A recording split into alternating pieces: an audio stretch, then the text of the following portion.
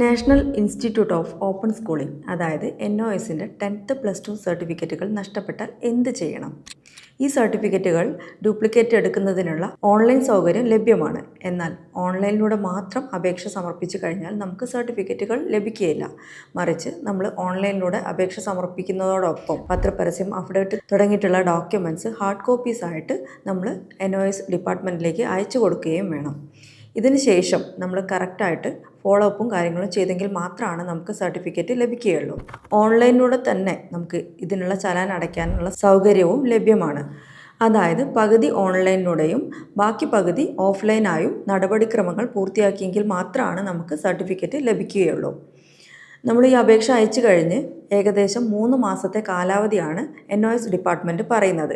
എന്നാൽ അപേക്ഷ സമർപ്പിച്ചു കഴിഞ്ഞ് പരമാവധി ഒരു 2 മാസം കൊണ്ട് സർട്ടിഫിക്കറ്റ് ലഭിച്ചവരുണ്ട്.